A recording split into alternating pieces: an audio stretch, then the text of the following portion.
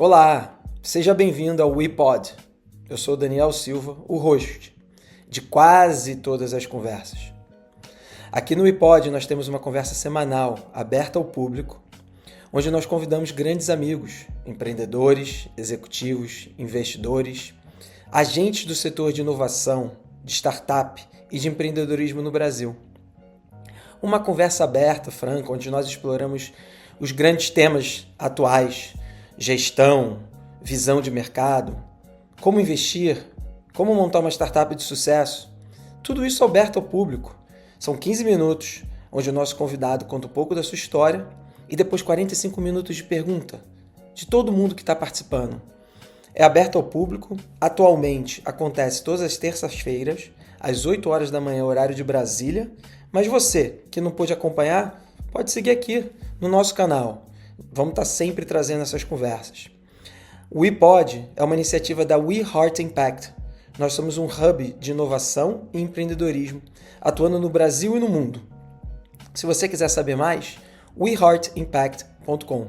Seja bem-vindo. Vamos para a conversa.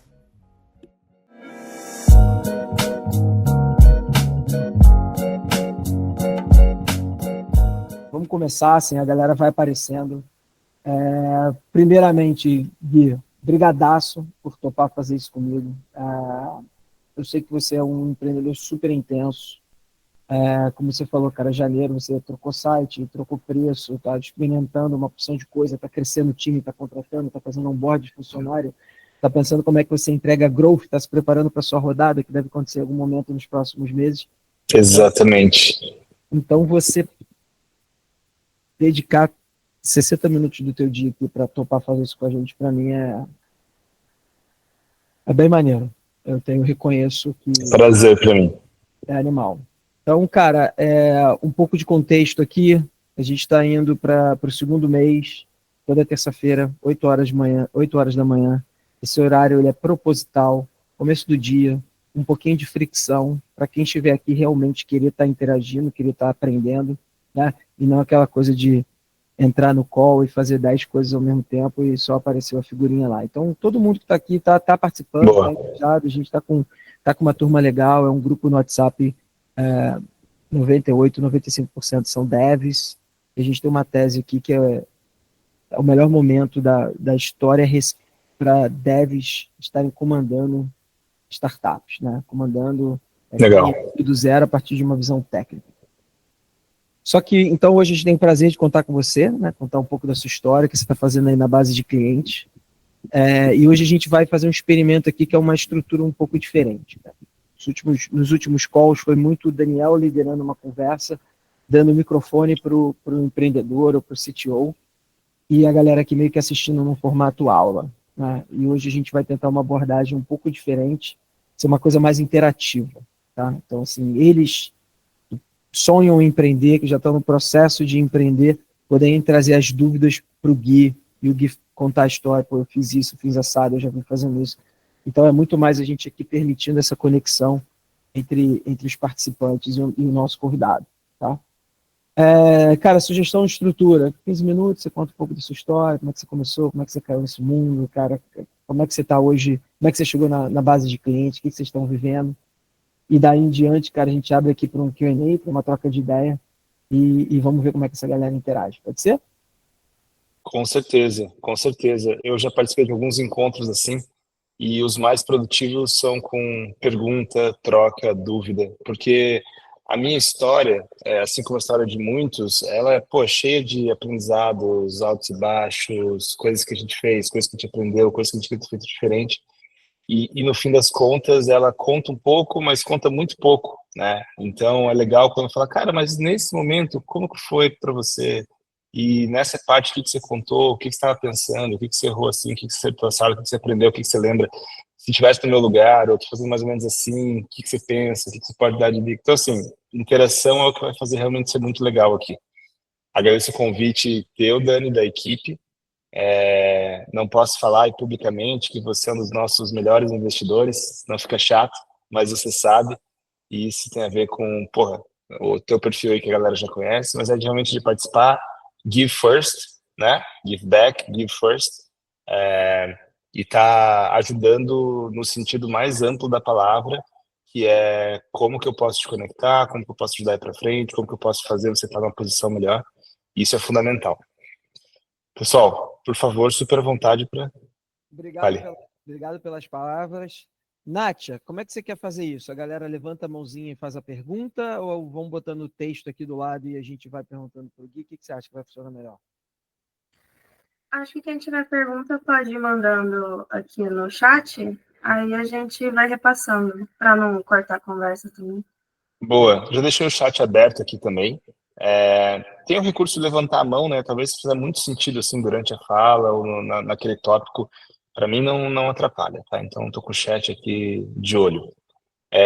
Galera, meu nome é Guilherme Bento, eu sou de Curitiba, apesar de ter morado já em umas 10 cidades, eu morei em muitos estados, fiz intercâmbio, morei fora, mas nasci em Curitiba, moro aqui de volta há muito tempo. A empresa fica aqui, a maior parte dos funcionários, foi um escritório aqui agora, é a nossa base.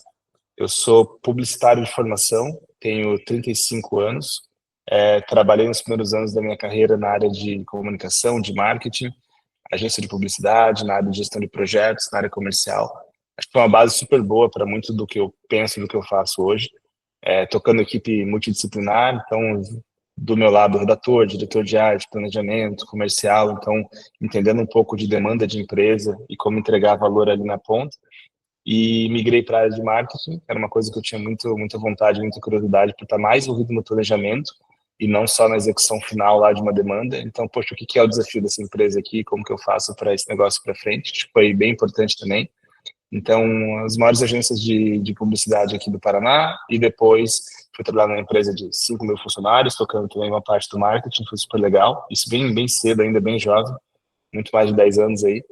E teve um momento bem pivotal, que foi quando, em 2015, ou seja, 10 anos atrás, eu, tinha feito intercâmbio, falava inglês, gostava muito de coisas modernas, de tecnologia, de startup, conhecia um pouco da área já e queria mergulhar nisso, e surgiu a oportunidade de trabalhar numa startup, que era uma coisa que assim, a gente ouvia falar meio distante na época, né?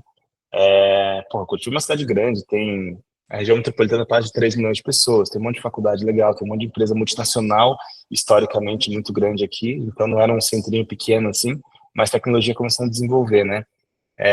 E tinha uma startup chamada eBanks, que na época tinha, sei lá, 50 pessoas, que já é legal, mas nem se compara à escala que esse tipo de negócio pode ter. E eu fui contratado lá para ajudar o departamento de marketing. E dali foi uma trajetória incrível de aprendizado pessoal, né? A empresa como um todo, claro, saiu ali de 50 para 250 pessoas. Então eu vi uma escala de um negócio que vende digitalmente, que está mergulhado nas melhores práticas, que as coisas acontecem num ritmo que você não estava acostumado antes. E tudo isso impulsionado pela tecnologia.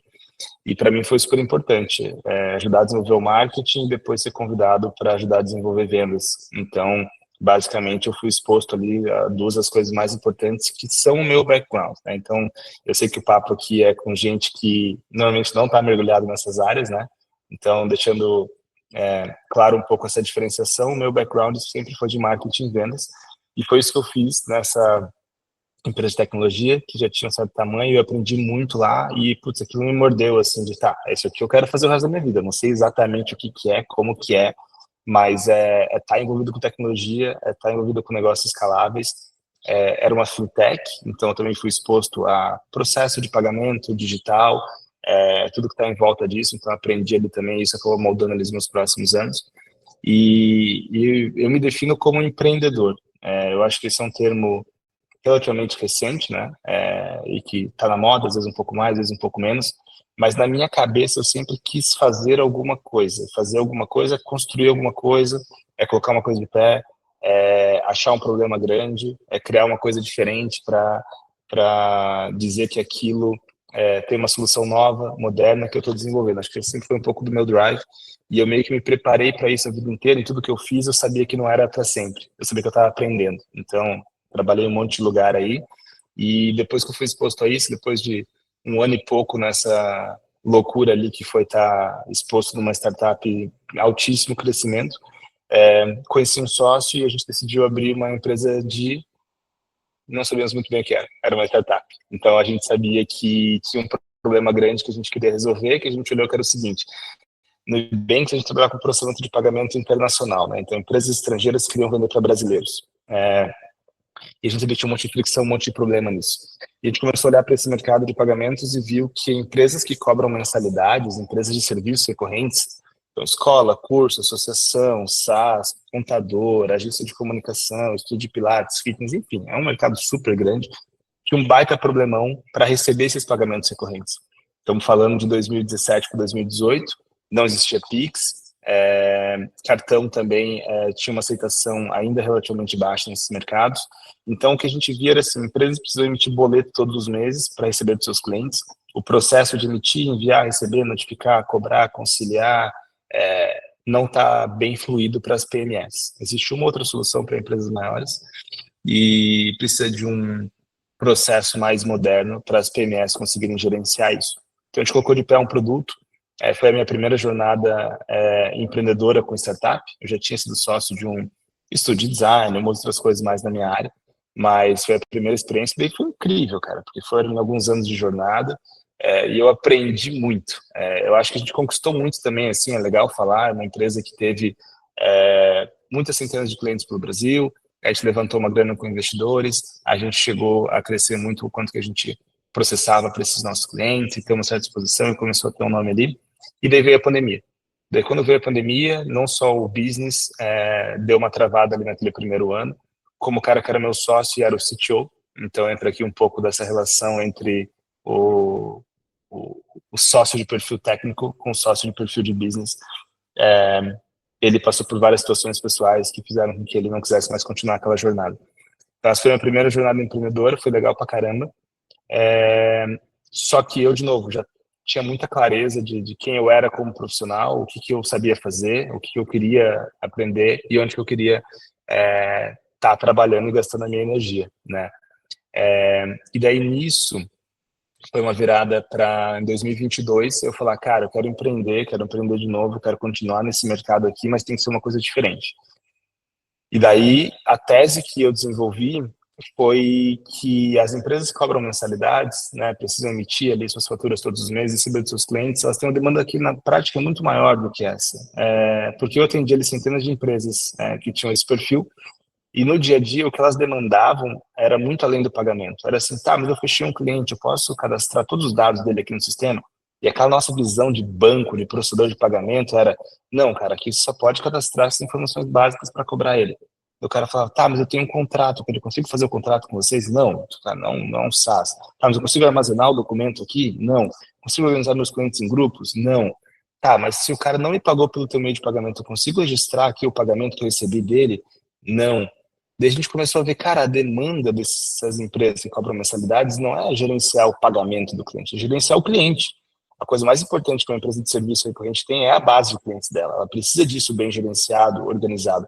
E receber o pagamento é 1/10 do trabalho de gerenciar a sua base de clientes. Tem muito mais para ser feito na jornada de onboarding do novo cliente, até o final do relacionamento com ele.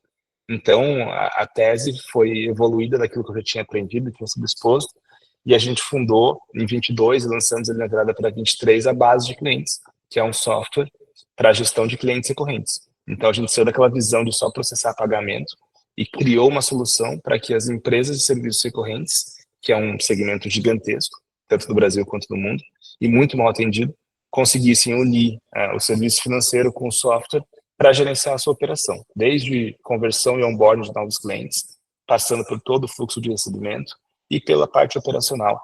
E é isso que a gente está construindo. Vai ser um prazer falar um pouco mais sobre o business também, mas quem tiver curiosidade, basedeclientes.com.br ou clientbase.com.br. A empresa, digamos assim, tem esse nome que a gente gosta em inglês, mas para vender é mais fácil, base de clientes. E hoje a gente ajuda centenas de empresas no Brasil inteiro a gerenciarem dezenas de milhares de pagadores recorrentes e a receberem aí mais de 100 milhões de reais todos os anos. Então, a gente tem uma solução hoje que engloba muitas coisas nessa jornada toda da operação de uma empresa de serviços recorrentes, está realmente criando um assistente ali para ajudar esse mercado tão grande, tão mal assistido.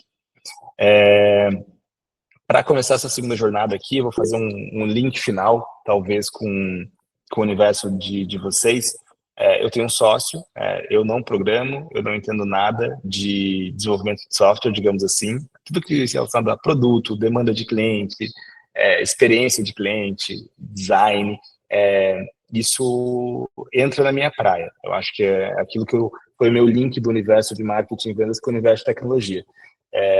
Mas, cara, linguagem de programação, gestão de time técnico, front, back, cloud, etc. Isso aí, se dependesse de mim, eu tava, sei lá, fazendo qualquer outra coisa da vida. E quando eu tava naquela outra startup que eu falei para vocês, e que o meu antigo sócio, né, que era o CTO, tinha deixado claro já que ele não ia poder continuar naquela jornada, uma das tentativas que eu tive ali foi contratar um cara muito bom para tocar a tecnologia. E eu achei um cara aqui de Curitiba, numa ferramenta de contratação de dev, e vendi o sonho para ele. E ele topou, entrou como um tech lead, digamos assim.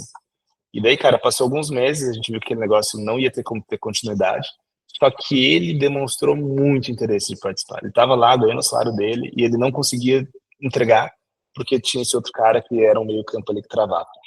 E ele estava dele, fazendo pouca coisa, ganhando e tocando a vida dele, e ele ficava todo dia falando, cara, eu queria fazer tal coisa, não consigo, tal coisa travada, se a gente fizesse assim, fizesse assado. Então, para mim, foi muito natural que quando eu fui criar uma empresa nova, eu falei, porra, é esse cara que eu quero como sócio. E ele tinha experiência com fintech, ele tinha experiência com gestão de time, ele tinha experiência com criar produtos digitais. E daí aqui tem uma pergunta que, putz, deve ter visto em muito lugar aí, falando de começar negócio e achar sócio. Acho que não existe receita para achar sócio, dá para achar em muitos lugares diferentes, e a gente pode falar sobre isso, mas para mim o mais importante foram duas coisas. A complementaridade, óbvia, é isso que todo mundo fala, vocês vão ler por aí, então assim, porra, eu me virava com marketing, vendas, fundraising, a gestão aqui da operação, e eu precisava de alguém para colocar o produto de pé. Então é um cara que fazia aquilo que eu não fazia, de realmente ter todo o conhecimento técnico para sozinho, depois com um pouco de ajuda, fazer isso acontecer. E outra coisa é estar alinhado nas coisas mais profundas e básicas ao mesmo tempo, assim, que é conhecer a pessoa, se dar bem, ver que ela é honesta, ver que ela tem vontade, que ela tem o mesmo alinhamento contigo em relação aos planos. Então, por que a gente estava empreendendo? Cara, primeiro porque é aquilo que a gente sabe fazer de melhor, né? Construir, vender, se relacionar. Acreditamos naquela dor que a gente decidiu atacar, gostamos do mercado que a gente queria vender, e sabíamos que ia ser muito divertido uma jornada de fazer isso junto. Cara, se a gente vai levantar dinheiro, se vai dar certo, se a gente vai ter um outcome super positivo lá na frente, isso tem que ser consequência. Mas a gente tinha uma certeza muito grande de que a gente estava empolgado para construir um produto que a gente achava que era muito diferente para um mercado muito grande, de um jeito que ninguém tinha feito e que a gente ia poder fazer melhor do que ninguém. Então é isso que fez a gente botar o negócio de pé. Então, porra, ter um alinhamento desse com a pessoa é fundamental. Porque vocês, como devs, achar um cara que não é dev e que é de negócios, digamos assim, para mim é a parte fácil. Agora, você achar um cara que você bate o santo, que você fala, eu quero construir uma empresa com esse cara, eu quero estar todo dia falando o dia inteiro com ele, eu quero passar por toda essa jornada que não vai ser fácil, para bater a cabeça, errar, acertar e fazer um negócio foda, é difícil, e eu acho que é onde vocês, enfim, que para quem quer empreender aí, é onde mais devia estar de olho. Beleza? Já tem pergunta do Leonardo aqui, se alguém quiser complementar o que eu falei, tá? Dani, Nátia, Beto, enfim, fiquem à vontade para fazer um link aqui, senão a gente pode seguir pelas perguntas, tá bom? Ou acharam que faltou alguma coisa da minha intro aqui? Cara, eu achei ótimo e eu achei a pergunta do Leonardo super pertinente, cara. Assim, tá? Uhum. Empreendedor, você contou seu histórico. Existem inúmeros casos de sucesso no ecossistema de empreendedores com background de marketing, background de design. Eu acho que o mais emblemático é a dupla lá do Airbnb, né? Exato.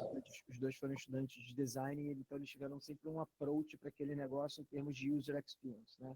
Como fazer o usuário, cara, amar aquilo ali, como fazer o usuário começar a usar o Airbnb e não um hotel normal. E aí, quando você contou a sua experiência de marketing, também é legal, porque você vem de um ponto de vista de comunicação, de entender o cliente, de entender a demanda, de entender a dor.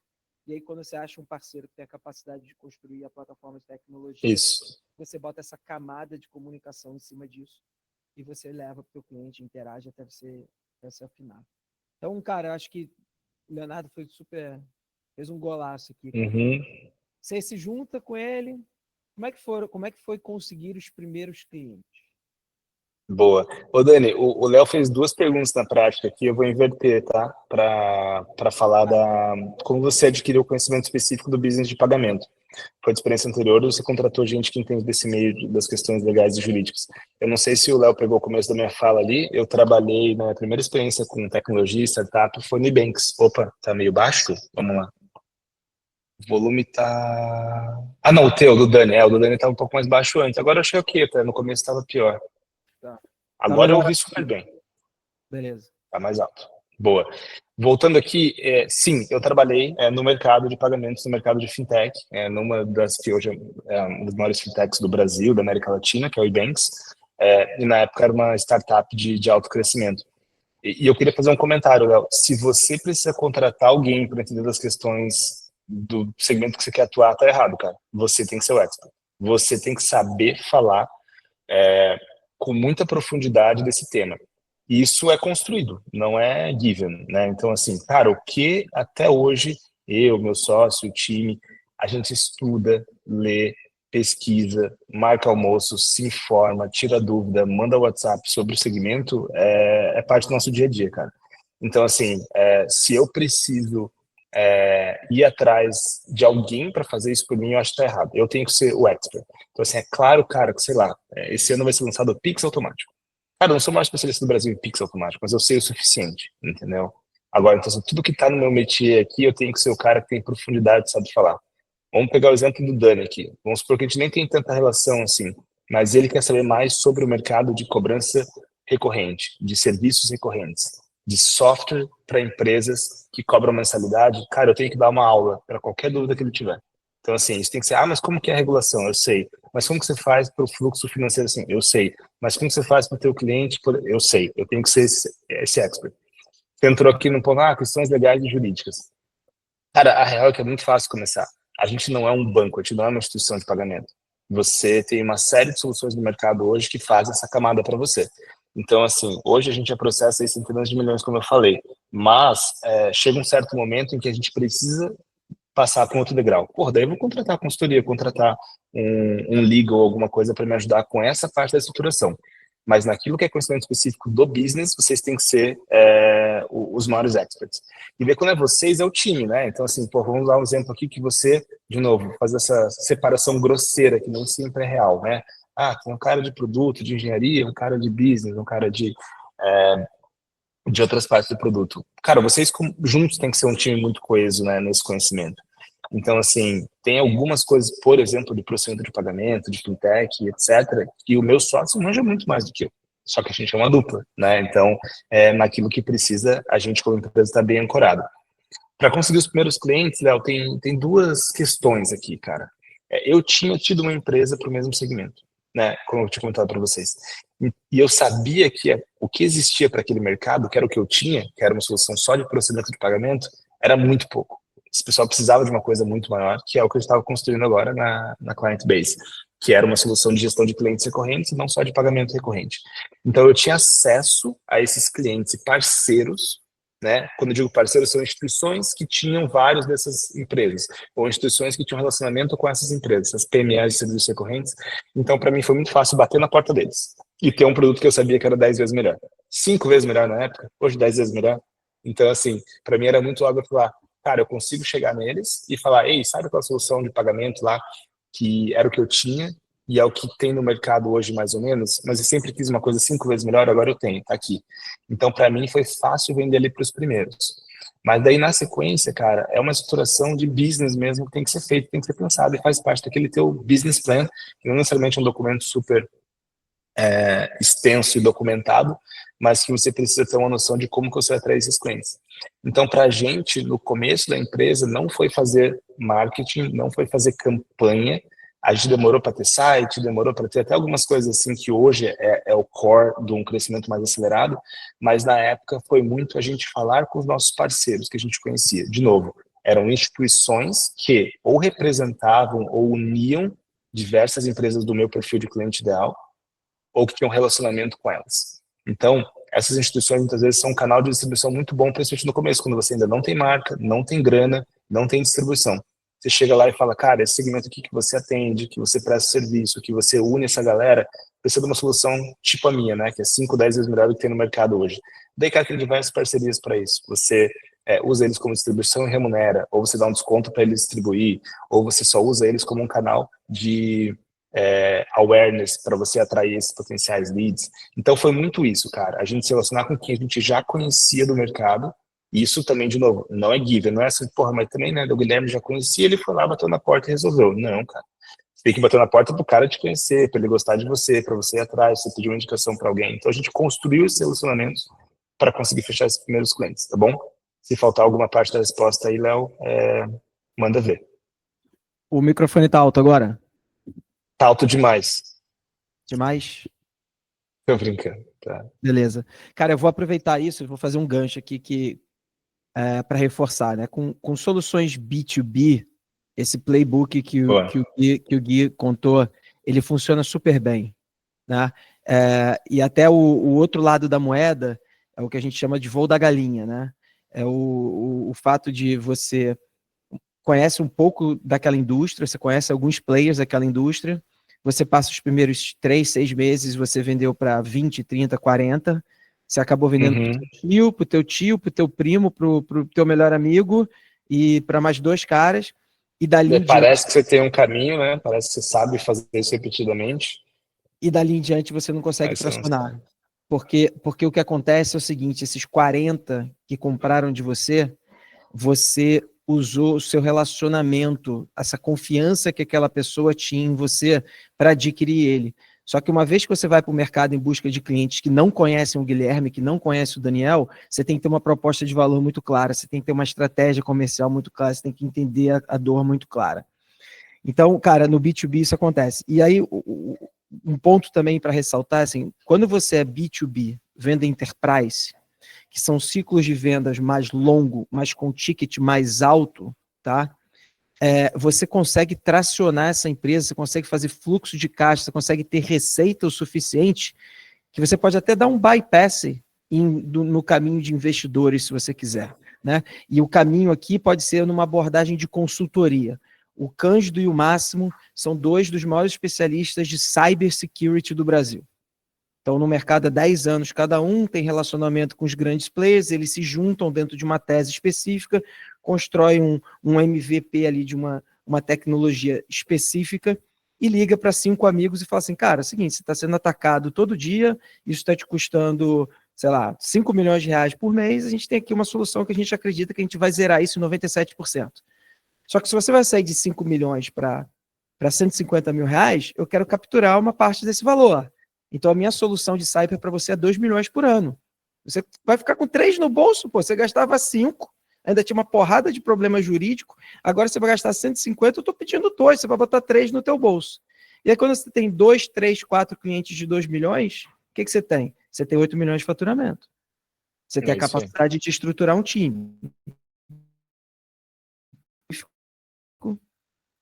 Acho que deu uma travadinha aqui.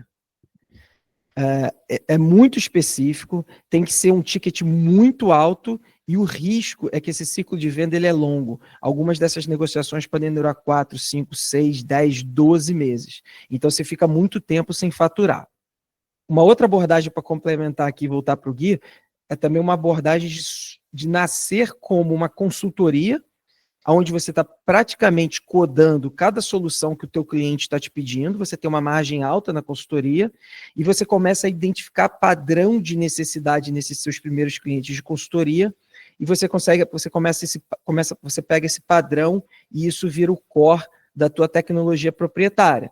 Então, eu fiz um projeto para a base de cliente, eu notei que ele queria HTML5 aqui. Aí eu fiz um para o Cândido Filho.ltda, eu vi que ele queria HTML5. De uma hora para outra, eu já tenho um produto da prateleira que é o HTML5. Dali em diante, isso pode virar um produto que você lança no mercado, você sai do teu modelo de consultoria para ter um produto e começar a tentar vender em escala. Tá? Então, assim, você não consegue trabalhar isso no B2C, é uma dinâmica diferente, mas no B2B, você pode ir num nicho, você pode ir numa determinada indústria, e se você tem conhecimento proprietário daquela indústria e relacionamento, você surfa essa sua network inicial, que foi o que o Gui fez. Ele já tinha atuado na maior fintech do Brasil do setor, depois tinha tido a própria startup dele.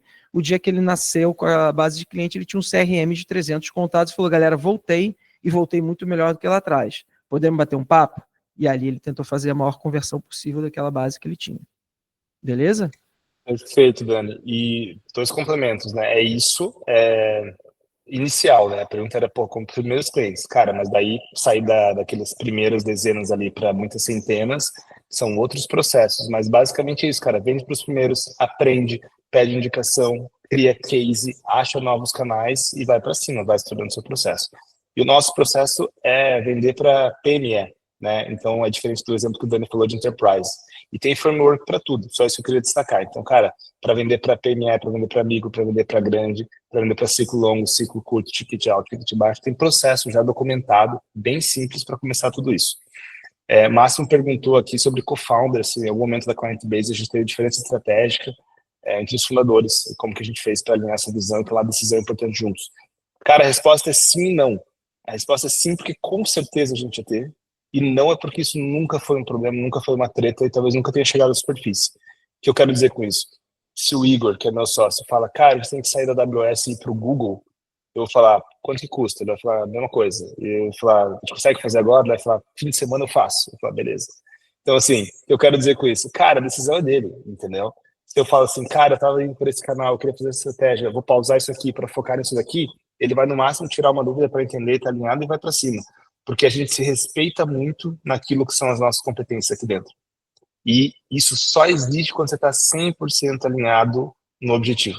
Então, assim, cara, eu sei que tudo que o Igor está fazendo pela empresa é para dar certo, e isso é muito amplo, né? Mas, assim, é para dar certo naquele nosso objetivo de trimestre, naquele nosso objetivo de ano, naquilo que a gente fala todo dia aqui como equipe no escritório, naquilo que a gente sabe que é prioridade e que não é.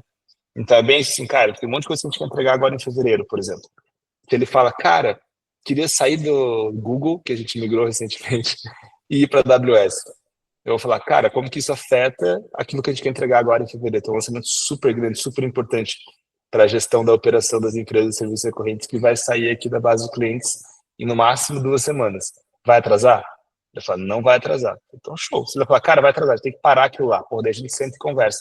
Então, assim, de novo, ter escolhido um cara que eu sei que eu posso confiar, que tá alinhado comigo, que é bom pra caramba, facilita muito esse tipo de coisa, entendeu, Márcio? Então, assim, nunca aconteceu da gente querer ir pra cá e o outro querer ir pra cá. Mas já aconteceu da gente estar indo pra cá e eu achar que tem que ir pra cá. Isso pode ser complexo, mas eu acho que quando você tem uma parceria desse jeito, a gente lidou super bem. E a gente se respeita muito, né? Nesse sentido, assim, também, do tipo, cara, ele sabe que o que eu tô falando, quando tem a ver com growth, tem a ver com mercado, tem a ver com fundraising, etc., ele pode confiar em mim e eu posso confiar nele em todas as outras coisas que no dia a dia ele que é responsável. Animal. Cara, obrigado pelo gancho, sem querer, mas eu queria anunciar para todo mundo que está aqui que ontem nós viramos parceiro da Amazon AWS. Então, legal. Todos os empreendedores do nosso portfólio vão ganhar $10 mil em crédito. Pô, demais. Então, Gui... Galera, isso salva vidas. Isso salva vidas. A gente usou... Se você estiver migrando mesmo, o cheque chega até 100 mil, tá? 10 mil a gente pode dar à vontade, mas chega até 100 mil. Exato, galera. Acho que assim, a gente gastou pouquíssimo de cloud na jornada da empresa aqui, justamente por isso. Se tivesse gastado, ia ser, sei lá, chutando baixo aqui, 6 dígitos, né? Até agora. Puta, isso é grana para você fazer muito mais coisa importante. Então, assim, contem muito com esses programas das clouds. A AWS com certeza é o mais fácil de começar. E falem com o Dani, beleza? Animal. Pô, a notícia de ontem. Boa. Eu e Beto saímos do call de noite. Bem legal. A próxima é do Ivan. Eu adoro o Ivan. A gente fala aqui no privado. Você sabe você sabe quem entrevistou o Ivan semana passada? Quem? Nosso amigo Coachzão. Coachzão entrevistou o Ivan no podcast? Não, para ir trabalhar com ele. Vai trabalhar com ele, que legal. E aí... O Ivan tá no C6, tá super bem, mas foi lá, conheceu o Alê, ouviu a oportunidade. Tem que conhecer, cara, tem que conhecer. E a pergunta dele eu acho que cara. É isso que eu ia falar, não, agora eu entendi ainda mais o contexto. Por isso que eu dei o contexto, né? Vamos lá. Como é que é essa transição de CLT para empreendedor aí? Você fez com quantos anos, Fih, pela primeira vez? E mais que a transição, né? Vou contar, cara. A pergunta, depois de uma longa jornada CLT, como que foi sair desse mundo, começar a empreender, pensando em arriscar e não ter mais um retorno garantido que teria trabalhando numa empresa? Cara, eu tinha uns 27. Eu sabia que 30 para mim ia ser assim a época que eu ia falar, cara, eu acho que eu aprendi o suficiente para começar alguma coisa, mas isso é muito bullshit, assim, né? Na prática, quanto antes melhor, né? E dando um pouco do contexto do meu lado, Ivan, e para muitos de vocês aqui, cara, eu tenho um filho, ele tem 11 anos agora, então assim, não é, porra, piazão, mora num colchão qualquer lá, ou mora com os pais, não, cara, eu já era casado, tinha filho, não tinha nada garantido financeiramente do meu lado, então a decisão ela sempre passou por pesar tudo isso. Ivan, para mim foi muito natural. Eu acho que esse é um ponto relevante também. Para mim foi assim, é claro que eu vou fazer isso. Tipo, dou um jeito, entendeu? Consigo ficar um tempo talvez sem ganhar, consigo fazer esse negócio me dar receita e me dar salário em quanto tempo? Se eu precisar, eu consigo levantar grana? Quanto tempo que eu consigo ficar nessa jornada aqui fazendo acontecer? Então, assim, para mim era tão natural que eu tinha que fazer aquilo que a pergunta não era se eu devo fazer ou não. A pergunta era o que eu preciso me preparar, o que eu preciso pesar, o que eu preciso ter de objetivo para funcionar. Não era porque não pode ser uma opção pela grana, né? Não pode ser uma opção por, porra, vou fazer um negócio acontecer muito rápido aqui, ou vou levantar capital e crescer meu salário, ou vou ficar rico versus ter meu salário fixo aqui num lugar legal. Porra, não pode ser isso. Então, assim, para mim era muito óbvio que eu tinha que fazer aquilo na minha vida. Eu tive uma companheira que me apoiou muito nesse processo, tipo, porra, vai lá, te dá um jeito. Só que eu sabe que cada um tem os seus limites, né? Cada um tem os seus compromissos, suas responsabilidades. Então foi isso que eu pesei. Então, na minha cabeça, você fala assim no final da tua pergunta, né? Pensando em arriscar e não ter mais um retorno garantido que teria trabalhando numa empresa. Para mim é o seguinte, eu sempre vou ter o meu safety net. Eu sempre vou ter para onde correr. E isso não tem a ver com família, grana, herança, nada disso. Isso tem a ver com, cara, eu sei que eu sou bom o suficiente para ter um emprego que paga minhas contas e cuida da minha família se eu precisar. E você provavelmente é um cara bom assim também. Assim como todos vocês ou muitos de vocês aqui. Eu me garanto, cara, se der tudo errado, eu vou me fuder. Só que 2, 3 meses depois eu sei que eu tenho uma posição que vai me manter. Eu acredito nisso.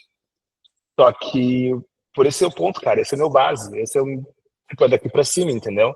Então, para mim é tão óbvio que eu quero estar construindo minha própria empresa, meu próprio produto, com o meu time, atacando todas as oportunidades que eu vejo. Cara, eu sou um cara, porra, se for trabalhar numa empresa, cara, primeiro que eu tenho muita dificuldade nisso. Eu teria que ser aquele estilo quase que um empreendedor em residence, assim, cara. Porque o que eu vejo de problema eu puxo, o que eu vejo de coisa que não tá rodando legal eu puxo, o que eu vejo de projeto eu puxo, eu vou querer resolver. Então, dependendo da posição, isso pode ser bom, isso pode ser ruim. Então, assim, para mim é tão óbvio que eu tinha que estar fazendo aquilo, era tão óbvio que chegou a hora de eu empreender, é tão óbvio que chegou a hora de eu me jogar numa jornada em que talvez eu não tenha mais o mesmo fixo que eu tinha, vai reduzir, mas que, falando da parte financeira agora, eu vou partir para um exponencial, ao invés de ficar naquele flat, a resposta para mim era não olhar se eu devia ou não, era olhar, tá, para onde que eu vou? O que eu vou ter de oportunidade aqui? Em quanto tempo eu vou fazer isso aqui girar? Quais são os riscos e os potenciais aqui dessa jornada? Então, para mim era isso, cara. Para mim, sair do CLT e começar a empreender foi natural. Mas, de novo, para mim, talvez essa foi minha mentalidade a vida inteira, entendeu? Todos os lugares que eu trabalhei, cara, eu nunca, sei lá, pensei em fazer carreira. Eu tava ali aprendendo, tava ali curtindo, tava ali me expondo a coisa nova, tava ali aprendendo skill diferente, conhecendo gente pra caramba. E eu não fiquei rodando de emprego, assim. Tem muita gente que, vocês sabem, acaba trocando ali 3, 6, 9 meses, um ano trocando de empresa. Não, fiquei 2, 3 anos em cada lugar, mas assim, foi super legal para eu aprender.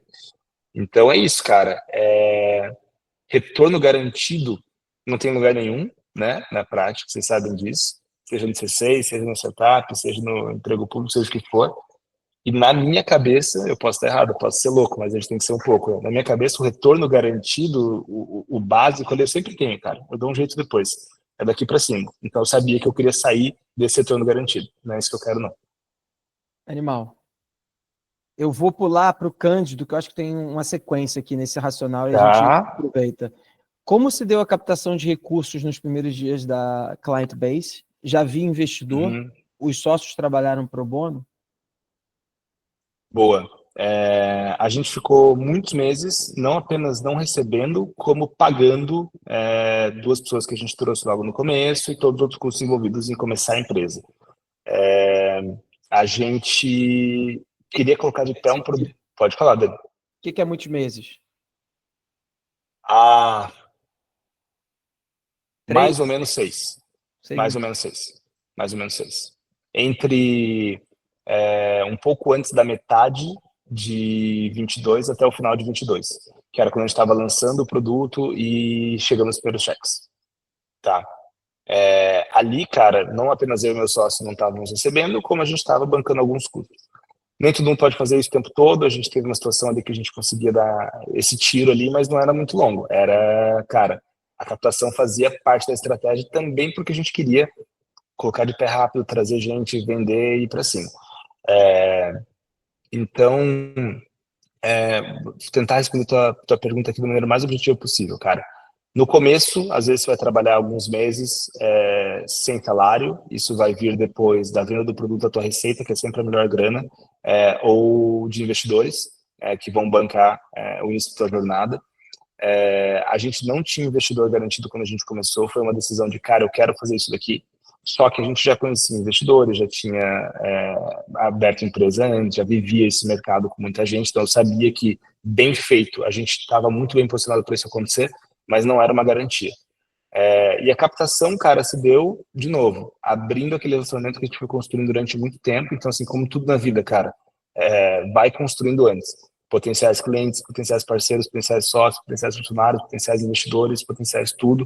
Tem que estar sempre giving first, né, Dani? E ir construindo isso. E depois uma coisa puxa a outra, uma coisa que às vezes a gente não ouve falar muito assim também, mas é super básico para quem está no mercado, né, Dani? Uma coisa puxa a outra, cara. Um cara que eu conheci num evento me indicou um investidor, eu falei que esse investidor, ele gostou de mim, daí esse investidor investiu na gente, ele estava um dia, não sei o que, ele conhecia o Dani falou que estava investindo, ele apresentou para o Dani investiu, o Dani apresentou para um outro investidor. Então, assim, cara, isso vai puxando muito, assim, tem que sempre fazer a lição de casa bem feita, mas não é assim, porra, eu vou bater na porta de 100 investidores e vou tentar captar. Não, cara, primeiro tem que achar os anjos do teu mercado, os anjos estão próximos de você, os anjos estão próximos da galera que você conhece, da galera que está criando um relacionamento, e uma coisa vai puxando a outra. Tem que estar fazendo a base muito bem feita, né, e isso vai acontecendo. Então, não, a gente trabalhou se integrando no começo, não tinha investidor, mas foi construindo isso já também junto com o produto desde zero, porque era importante para nossa jornada.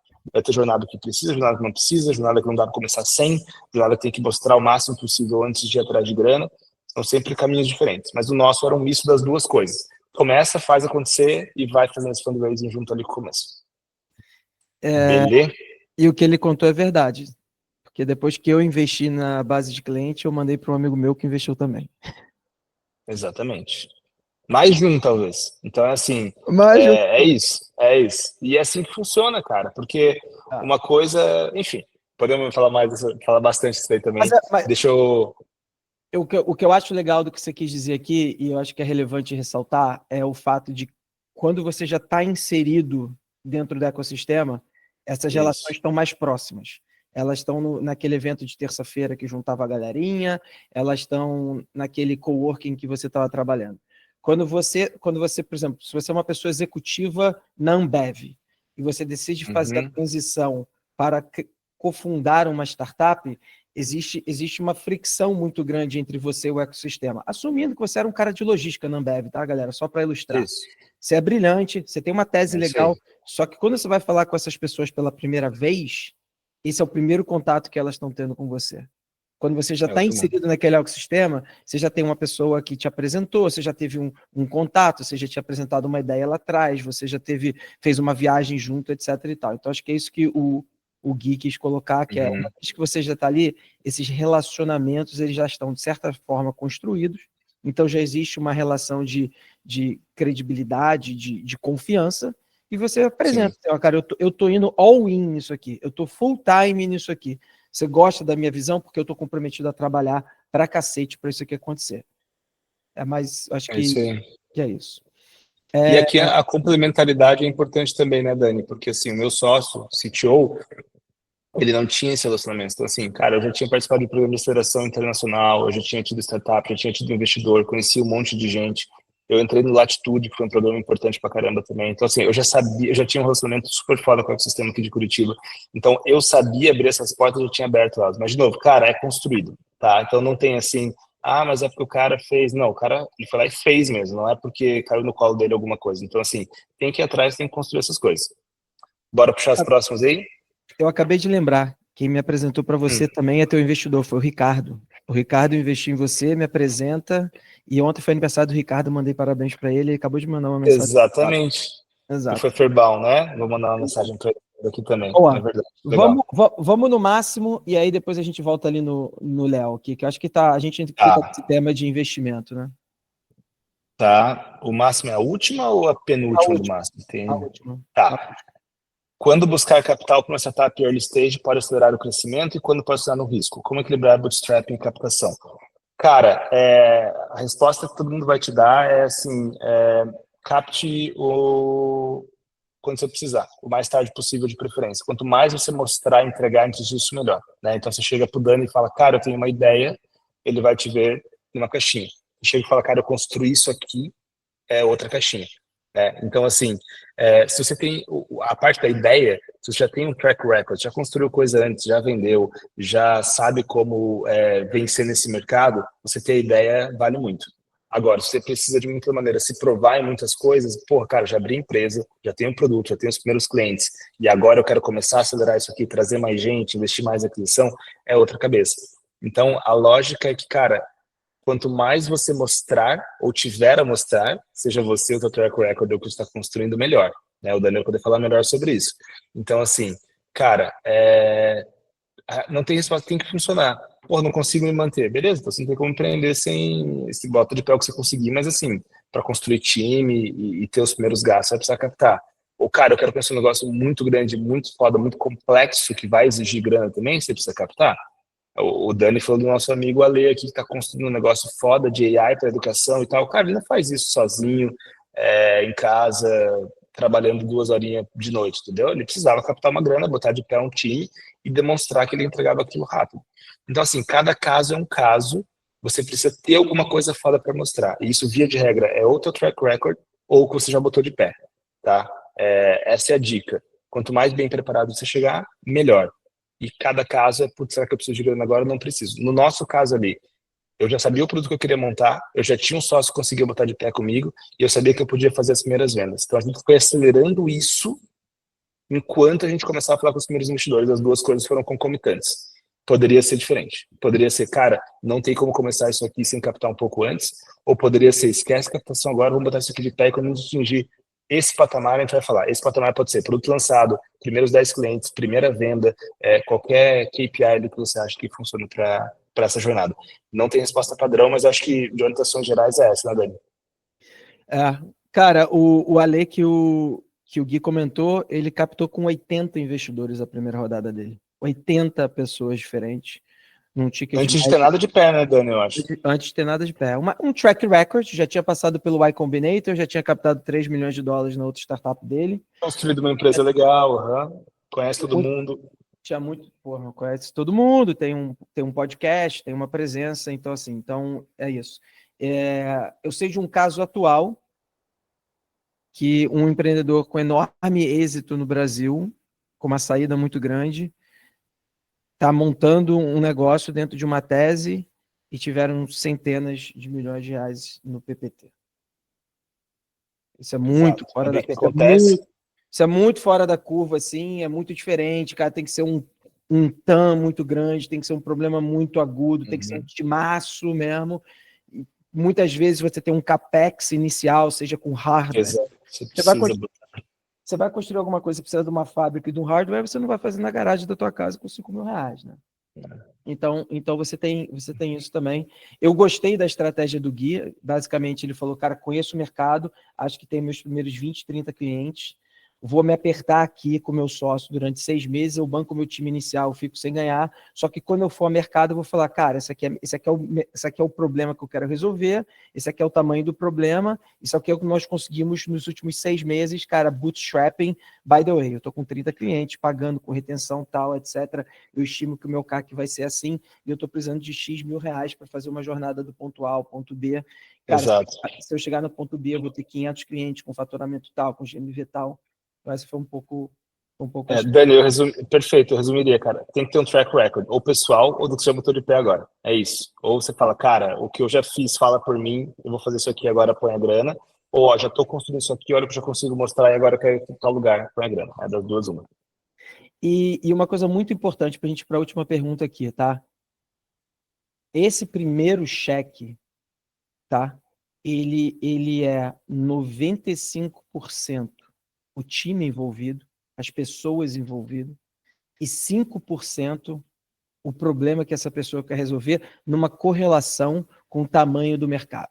Se você tiver um timaço atrás de um problema pequeno, os investidores, dentro da tese de investir num valor pequeno para lá na frente ganhar muito dinheiro, falam assim, cara, o potencial que você tem dentro desse problema, dentro desse setor, ele é baixo. Então, se você tem um time que os investidores entendem que não é incrível, indo atrás de um problema gigantesco, também é um red flag, né?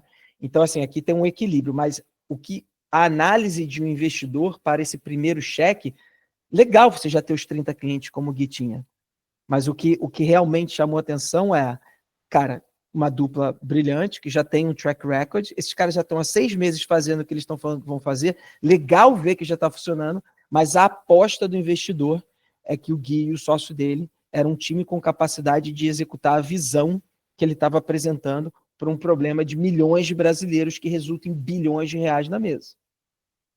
Tá?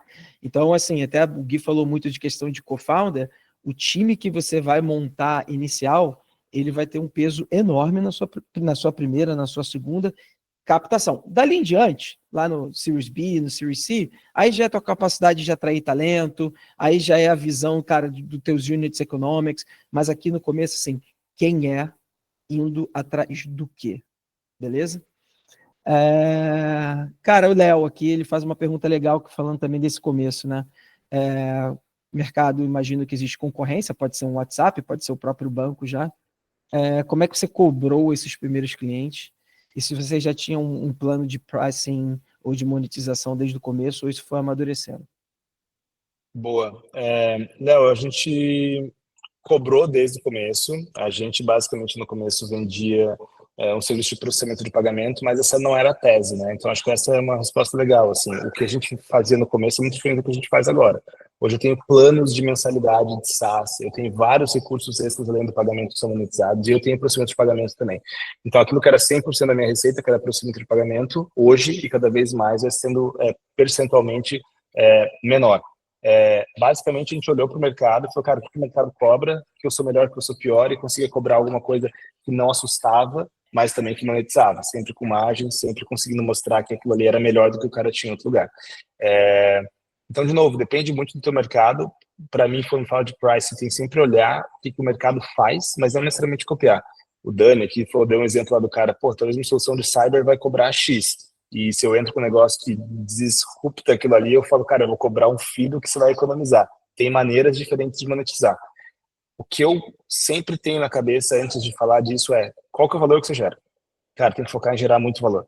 Tem que focar em falar assim, o cara, sei lá, tá acostumado a pagar X, mas o que você vai fazer não é o mesmo serviço, certo? 5 vezes mais rápido, 10 vezes mais eficiente, 2 vezes menos dor de cabeça, quer que seja. Então, você consegue, talvez, cobrar em linha com algo que ele está acostumado a pagar. Hoje eu pago por cobrança paga, hoje eu pago uma mensalidade, hoje eu pago baseado no uso de alguma coisa. Esse racional que ele já tem é fácil de você conectar, porque ele entende como que ele vai pagar. Então, talvez fazer uma coisa muito diferente, não necessariamente é o melhor, depende do caso. Mas o mais importante é conseguir mostrar valor. Cara, quando você mostra que, peraí. Primeira coisa, concordamos que é 5, 10, 100 vezes melhor? Concordamos. Aí fica fácil de você acertar quanto que você vai cobrar. Então, assim, sim, cobramos, importante você cobrar. Não necessariamente você vai cobrar mais ou menos, depende de caso a caso, mas a gente tinha um plano de monetização que a gente conseguiu botar de pé. Então, de novo, antes eu cobrava por procedimento de pagamento, boleto, Pix, cartão pago, hoje eu cobro por procedimento de pagamento, nota fiscal, contrato, planos de usos diferentes e mais um monte de outras maneiras de monetização aqui dentro, e ainda é só o começo. Irado, ótima resposta.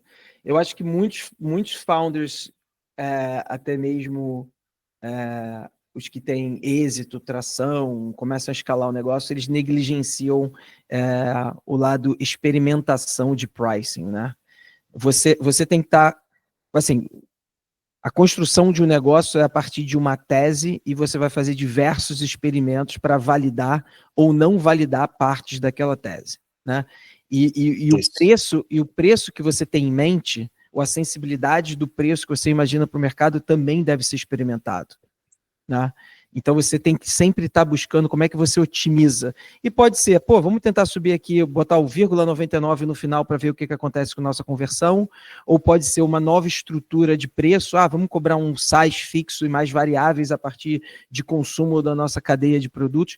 Mas assim, você tem que estar sempre experimentando, tentando otimizar a tua capacidade de receita e também a tua capacidade de retenção de margem, sempre pensando em aumentar a sua conversão e diminuir o seu churn, né? Uma coisa determinante no B2B é o churn. Você tem que ter retenção do cliente lá dentro. Então, você tem que achar o sweet spot desse preço. Gui, brigadaço. Foi animal. Eu gostei. Pessoal que está aqui, cara, eu adorei o modelo de trazer todo mundo para perguntar. Acho que deu uma dinâmica legal. Foram perguntas super pertinentes. Agradeço todo mundo por estar aqui novamente. Gui, obrigado, irmão. Volta para a guerra aí. Eu te chamo no privado para a gente fazer um catch-up. E, cara... Com certeza. E espaço aberto para todo mundo, né? Foi um prazer estar com vocês. Não deu para responder 100% das perguntas, mas assim, galera, eu sou super aberto. Meu sócio, CTO também, talvez vocês tenham até algumas outras dúvidas mais específicas. Cara, super aberto, também fácil de conversar. Então, se for fácil depois de compartilhar o meu contato aí, fique à vontade de mandar um e-mail, mandar um WhatsApp, que eu puder ajudar, tá bom? E quem for de Curitiba e região, quiser conhecer o escritório, também é só chegar. O Dani está devendo a visita ainda. Cara, já, em breve, em março eu tô aí.